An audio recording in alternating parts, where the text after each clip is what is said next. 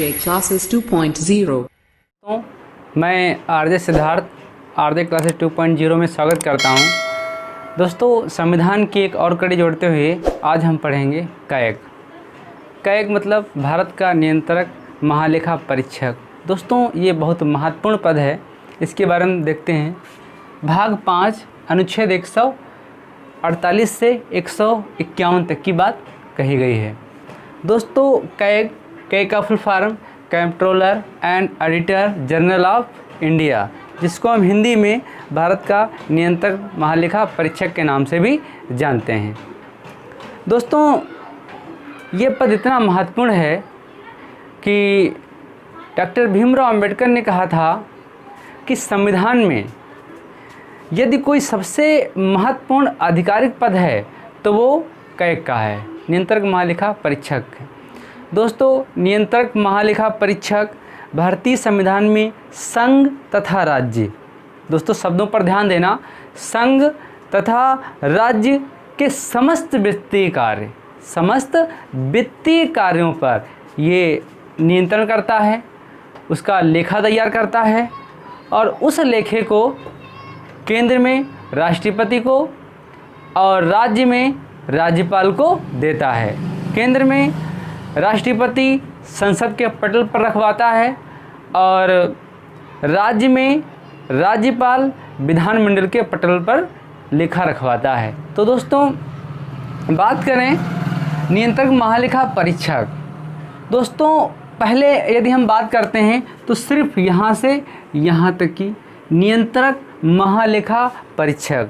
दोस्तों, बात है 1857 एक ऐसा सन है जिसके बारे में तो भारत का बच्चा जानता है और कई पीढ़ियाँ उसको जानेंगी और कई पीढ़ियाँ गुजर गईं जो दोस्तों इसको जानती हैं। 1857 में 3 प्रेसिडेंसियाँ हुआ करती थी। 3 दोस्तों प्रेसिडेंसी हुआ करती थी। प्रेसिडेंसी में 3 में एक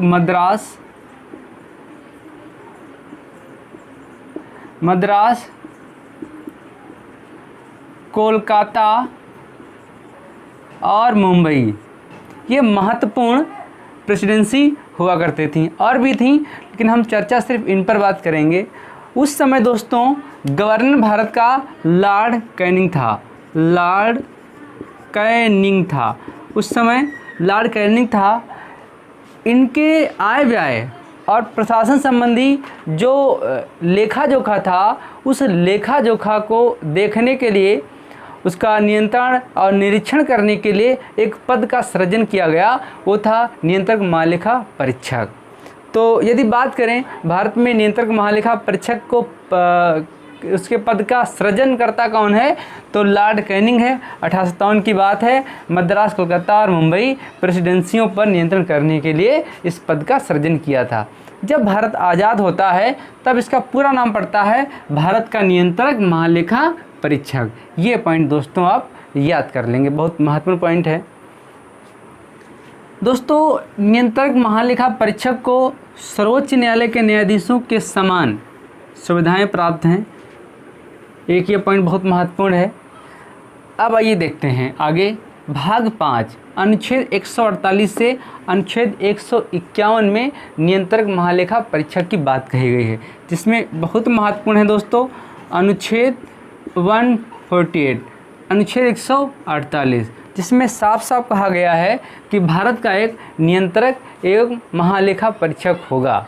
अनुच्छेद 148 में कहा गया है भारत का नियंत्रक एवं महालेखा परीक्षक होगा। दोस्तों, ये क्वेश्चन बहुत बार पूछा गया है कि भारत का नियंत्रक एवं महालेखा परीक्षक का वर्णन किस अनुच्छेद में है, तो आप अनुच्छेद 148 लगा सकते हैं। दोस्तों, बात करें इसकी नियुक्ति कौन करता है, तो दोस्तों इसकी नियुक्ति राष्ट्रपति करता है। कौन करता है? राष्ट्रपति करता है। मेरे साथ आप भी नोट करते रहें। यदि आप इस समय नहीं नोट कर सकते हैं, आप कहीं बाहर हैं, तो आप सुनिए और कम से कम लगातार दो बार सुनिए। दोस्तों, बात करें नियुक्ति राष्ट्रपति करता है और शपथ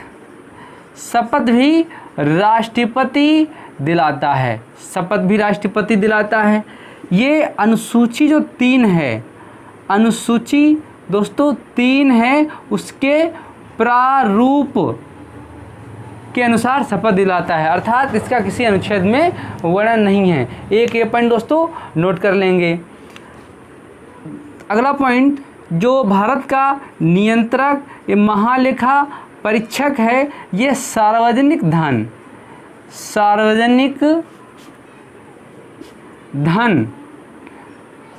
का संरक्षक होता है। एक ये पॉइंट, भारत का नियंत्रक महालेखा परीक्षक सार्वजनिक धन का संरक्षक होता है। एक ये दोस्तों पॉइंट है।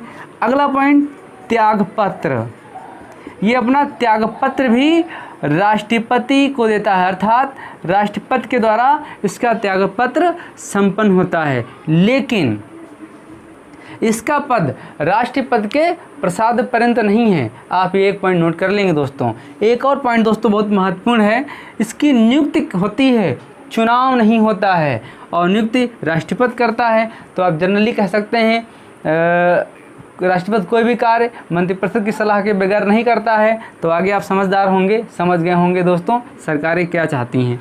चलिए फिर बात करें दोस्तों कार्यकाल की। हम बात करें इसकी कार्यकाल। इसका कार्यकाल कितना होता है, बहुत महत्वपूर्ण पॉइंट है दोस्तों, ये कई बार पूछा गया है और लोग गलत भी कर देते हैं।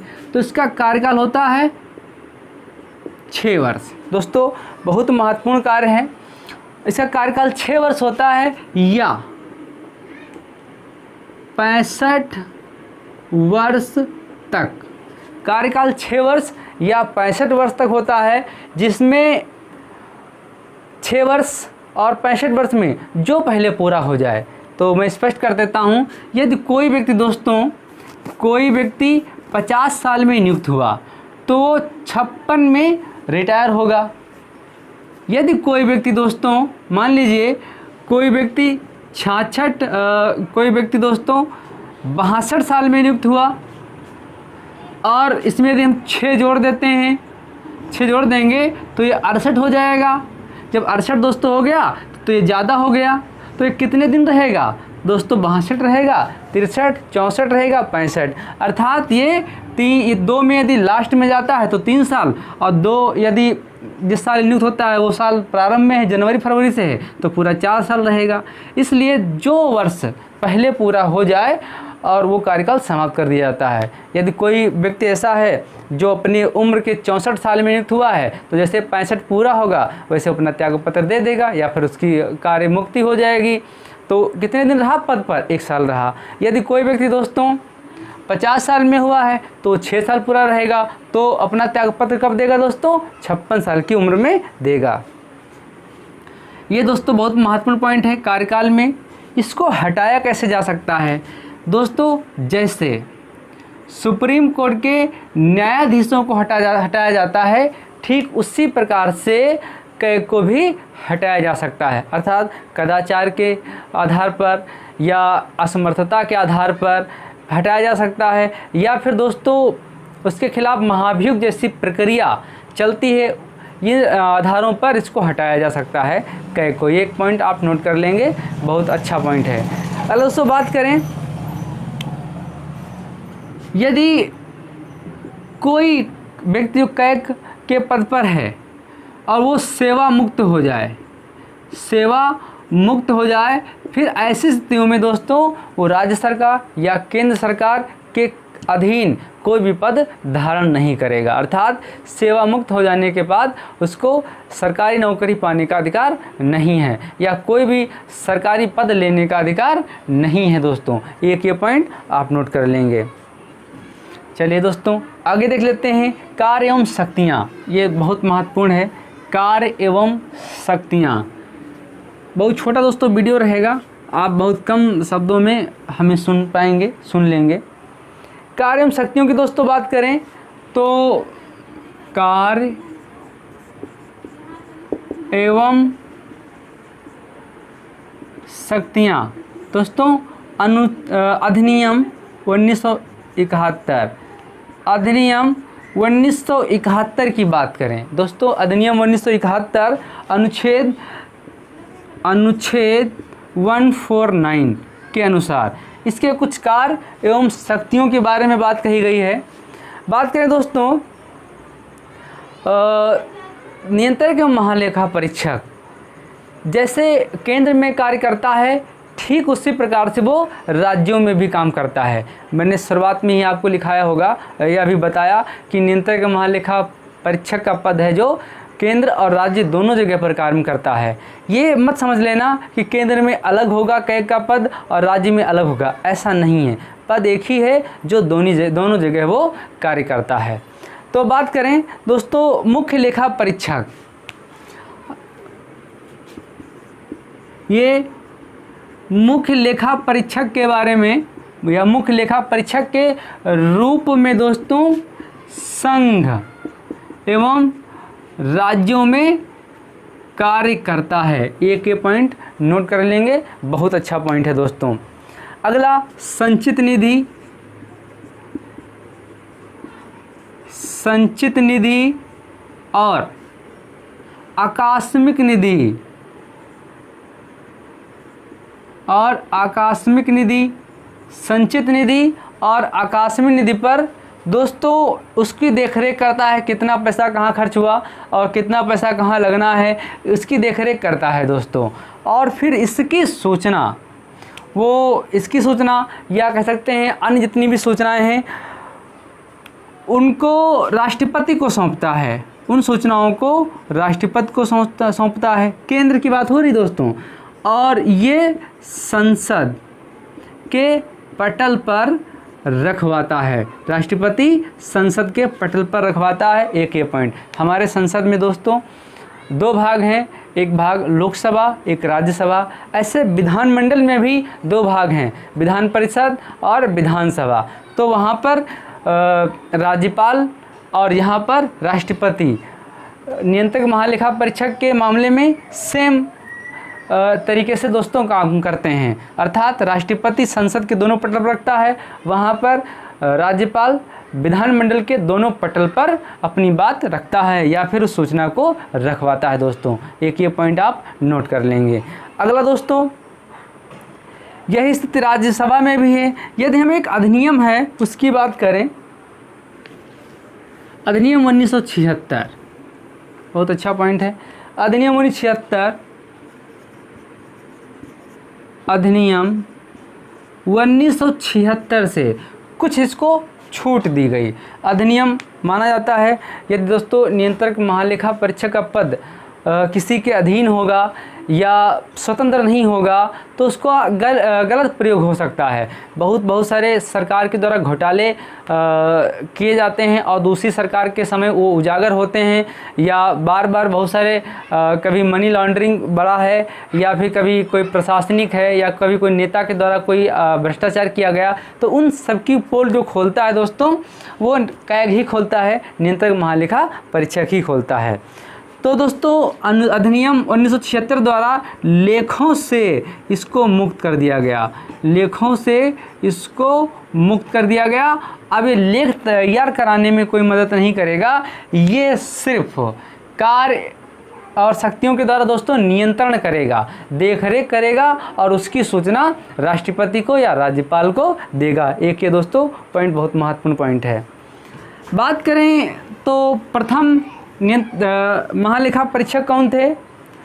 प्रथम कैग, प्रथम कैग थे तो बी नरहरि राव, वी नरहरि